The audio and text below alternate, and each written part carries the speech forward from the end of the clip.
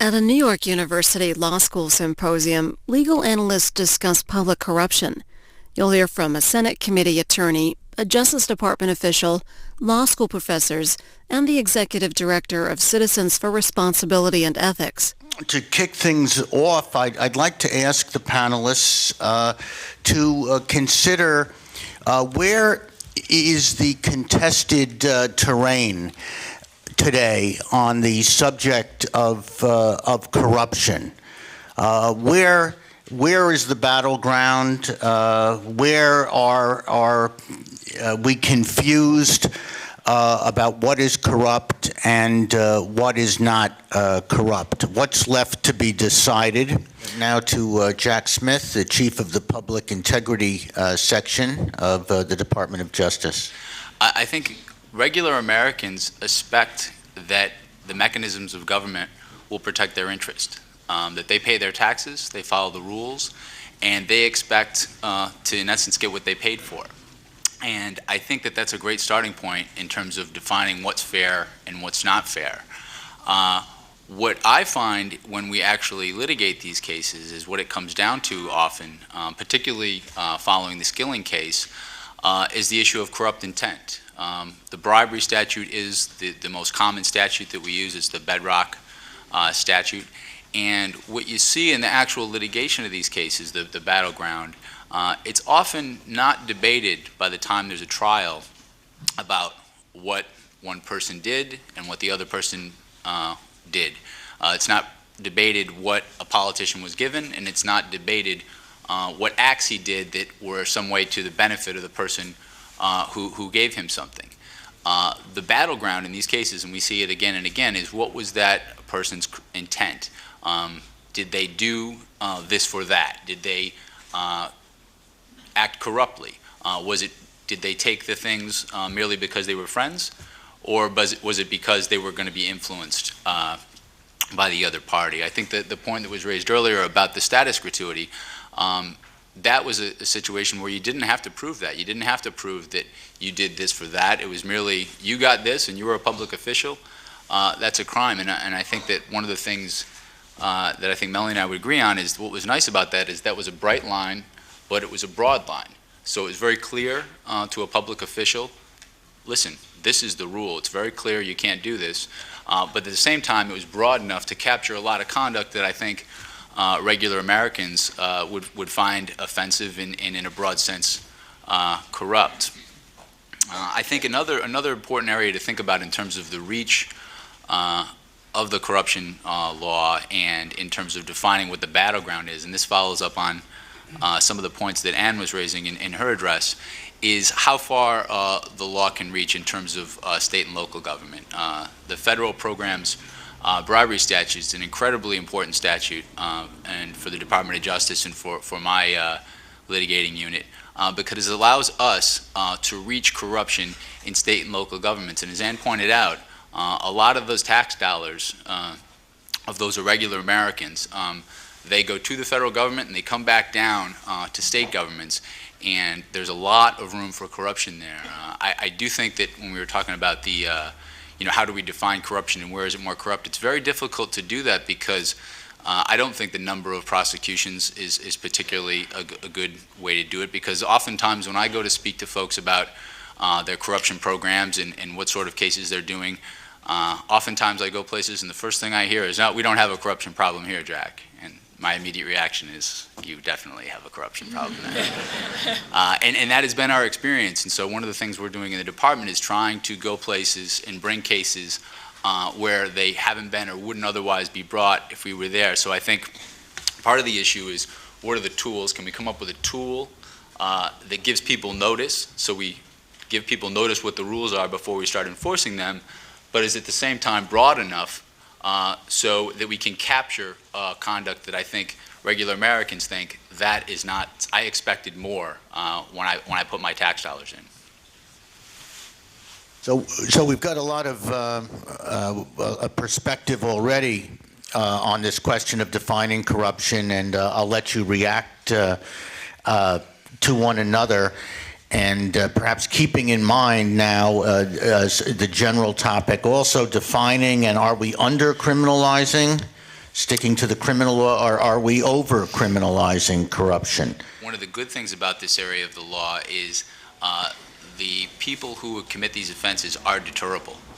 They have something to lose, and if you bring a case and show that the Department of Justice brings cases like this, other actors will not commit acts that they otherwise would have done. So if we can come up with laws that give people notice but are broad enough to address the conduct, we really can address not everything, but quite a bit through the criminal cases we bring. Going back to the hypothetical, though, briefly, I do kind of debate it because I think that there's a difference between the law here and the facts. You mentioned, that the case against Mother Teresa would be reported in the newspapers, and I believe very strongly, and I think probably most folks here do, that we don't want to live in a society where someone is convicted based on what's in the newspapers. I can tell you very often we have cases that we investigate where there are allegations in the newspapers which, if those allegations were true, and if those allegations were the complete story, I could see why the average American would think that is corrupt.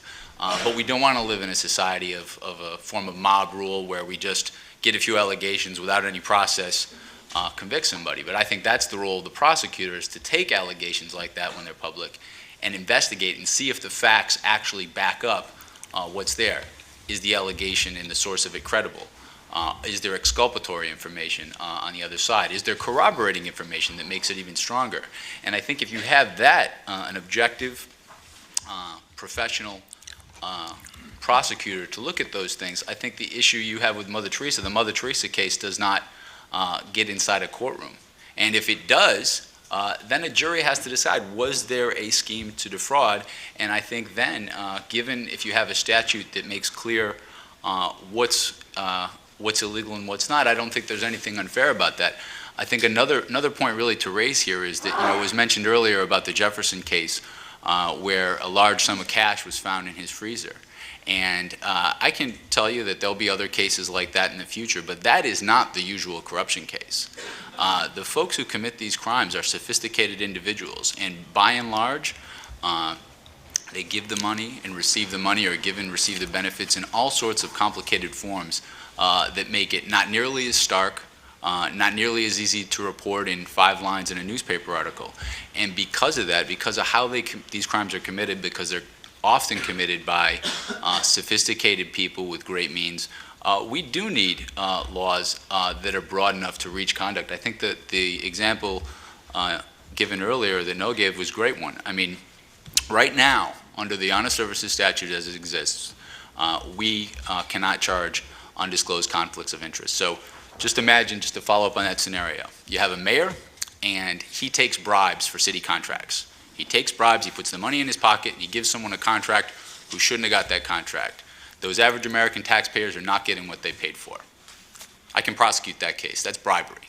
I can prosecute that mayor, and I think everyone would think that we should. That same mayor says, you know what?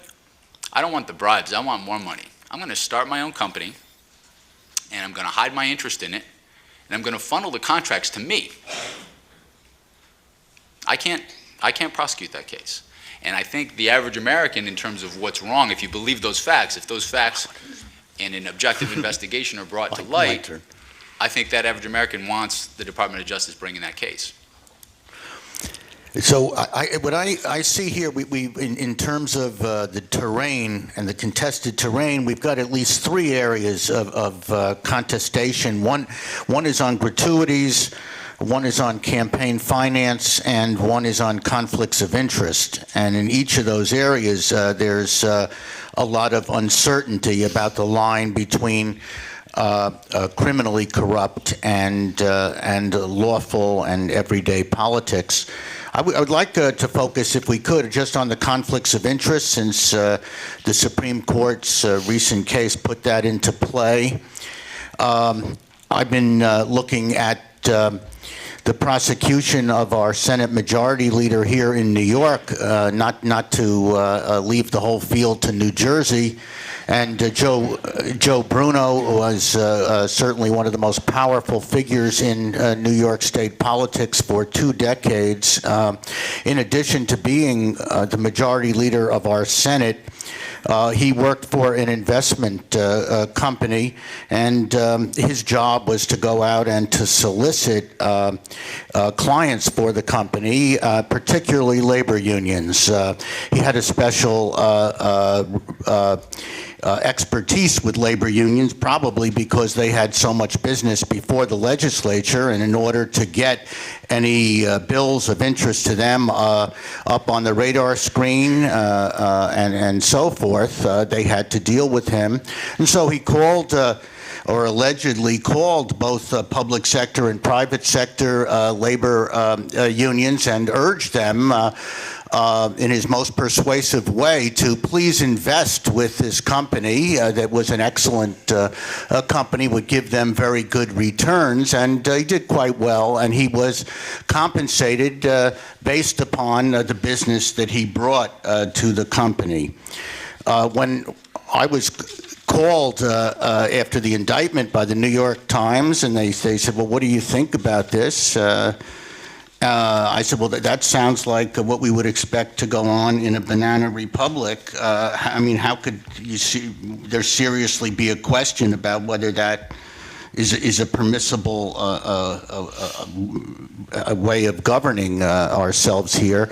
And they said, well, they say everybody does this. This is what business in Albany does. As Ann Milgram told us before, all these legislators are just part-time legislators. They're citizen soldiers, so to speak. They have law practices. They have insurance companies. They have other kinds of businesses, and they do quite well. They find many people come to do business with them, probably because they're well known and prominent and very smart. What's wrong with it? Mr. Smith, you want to Sure. weigh in on that? Yeah, and I think just to complicate matters further, I think another difficulty here is when you're trying to enforce, whether it's in an ethical context or in a criminal context, there can be a difficulty where the ethical rule is slightly different than the criminal rule. And so what you end up in that situation with is people who have a legal defense to either or both because they followed advice. Oh, I thought the rule was this, because the rules are close enough, and they got legal advice from somebody, and they thought this rule was consistent with that rule. So for us to have an enforceable conflict of interest law, both either in the House and Senate or in any sort of state body, I think there's a real need for coordination and consistency with the criminal law, because efforts to kind of add another layer sometimes can complicate things so much that it makes it very difficult to enforce. On the other side, I would just say this in the beginning. One of the issues